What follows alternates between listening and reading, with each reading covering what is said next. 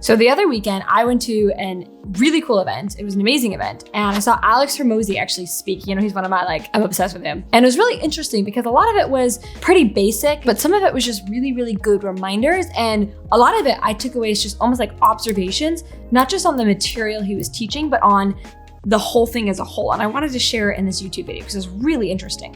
So here's what I learned. Number one, I learned that people are afraid of sales because they lack the tactics and the words to say. So the whole thing feels very scary. It feels very unsafe. It feels very intimidating. And I sort of came to this conclusion. Alex certainly did not say this, but I came to this conclusion because I was watching all of the people in the audience visibly get more confident around sales by the time he was done with their presentation. So they were getting fired up. These are people who have never learned even the most basic things about sales. And so my takeaway from that wasn't necessarily the tactics he was teaching, right? He's a pro, I'm a pro. We've been doing sales, both of us, for a long time. But for me, the bigger takeaway wasn't like what to say when a prospect says I can't afford it, but more just observing that there's so much fear around sales and around sales conversations because they don't know what to say. And so if you have fears around sales, if you have fears around having these conversations and handling objections, start learning what to say. Just literally Google what to say when someone says they can't afford it. What to say when someone says I'm not ready to buy. Just start learning how people handle those kinds of objections. It's going to equip you to close more, first of all, but then secondly, to remove the fears around selling, which I think is a really important thing. Second thing that I took away was that mastery cannot be faked. These kind of fake it till you make it people, we know it. Like we can tell the experts from the people who are faking it. Mastery cannot be faked. He gave so many examples of how to handle objections. He gave so many examples around sales. He gave so many little scripts all off the tip of his tongue because that man has had thousands of sales conversations, whether in person, whether over the phone, whether over DMs. That man has had thousands and thousands and thousands of sales conversations, and it shows. So that man had any sort of example, any sort of how to handle anything he knew off the tip of his tongue because he had handled that objection at least 1,000 times. What I took away from that was that mastery can't be faked. There's a reason I can so confidently talk about building a huge audience for free because I've done it all the time. I get 4,000 people on my email list every single week. New subscribers every single week. I'm not faking that. I have a Facebook group of almost 150,000 women, right? So I can speak in depth with mastery because that's a thing I'm very good at. And so for those of you that are hearing advice that says like, fake it till you make it, I don't think that's very good advice. I think it's become the master. If you want to be a mindset coaching expert, become an expert at your craft. Have thousands of conversations around helping people overcome money blocks, for example. You'll be so much more experienced and it will show, and you'll naturally create trust rather than artificially creating trust because people can just intuitively sense a master. We just know who are the people who know their shit. So mastery cannot be faked. The other thing that he shared was 21 beliefs around sales. So I'm not going to share all 21 of his beliefs around sales. They were all amazing, but I picked my 3 favorite that I want to sit with, and I want to talk about why I think they're really important. Number 1, people want to believe you. They want to buy from you. You must help their logical brains justify the decision. So when you get on the phone with someone, basically what Alex's belief is saying is that people want to buy from me.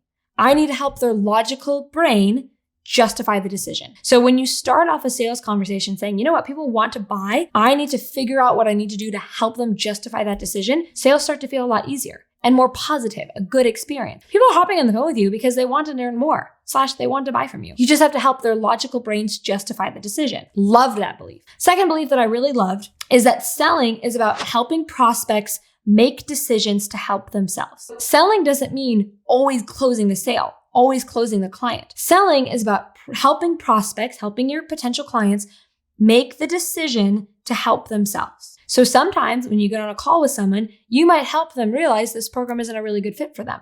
That's fine too.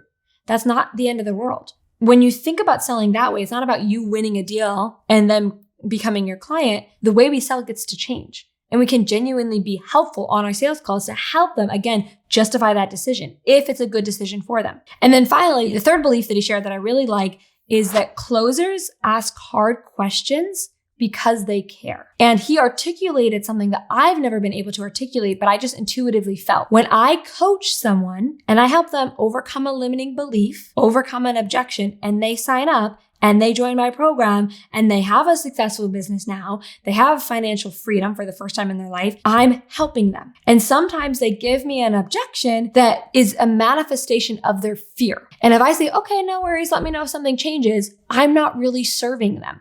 I'm not really helping them. What actually helps them is to say, hey, you know what? Like, some of my most successful students said the same thing. They were afraid to invest because they had other coaches that burned them. In my experience, what I've learned is like not investing in coaching because you had a bad experience is like never dating again because you had a bad high school experience, right? Bad coaches, there's bad boyfriends, and we can't let our past mistakes or past situations where we got burned control our future.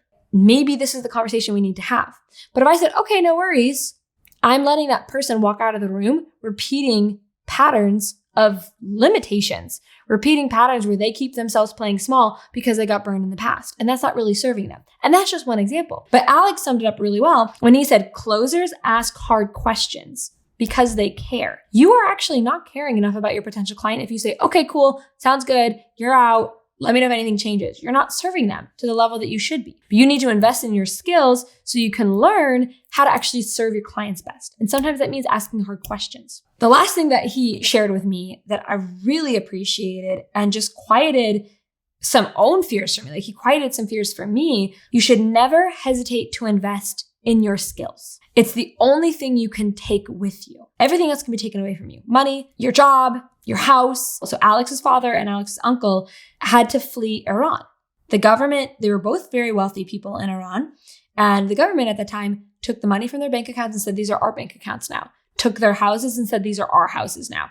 Took everything that they had created and all the wealth that they had built, and they took it all away from them. Alex's father fled to America. Alex's uncle fled to London. Alex's father had skills. He was skilled and had transferable skills. So he was able to rebuild wealth. Alex's brother did not have skills and he struggled. It's like Alex said, it was really sad. Like he struggled a lot and ultimately never was able to launch, for lack of a better word. And I'm just repeating what Alex told us, because of the lack of skills. And so what Alex took away from that and what I took away from that, you should never hesitate to invest in your skills because it's the only thing that you can take with you. If you learn how to become a great salesperson, that is something that nobody can ever take away from you, and you will always be able to make money doing that. All of this is a great perspective shift. We're thinking about sales differently. We're understanding we need to invest in our skills. What's the next step? Well, the next step is to actually learn the tactics and learn the words that you need to say, which is why I think every single person here watching should grab a copy of my sales script vault. So what I've done is I've actually collected together all of the scripts that I use to build a 7-figure business. And I want you to grab a copy of them. You can do that by clicking the link in the description. Again, these are all the scripts that have helped me build my 7-figure business that I've also maintained, by the way. We've done $1 million in 2020, $1 million in 2021. We're on track to double that in 2022. These are really, really good scripts. They're very practical. If you feel like you're struggling with the words to say, this is gonna help you. Click the link in the description to grab it. Thank you so much for watching this video. If you liked it, give it a thumbs up. If you haven't already subscribed, we make videos 3 times a week teaching you how to grow your revenue, attract more people, grow a social media following. Ultimately, just want you to have a successful, profitable online business. So be sure to subscribe, and I'll see you in the next one.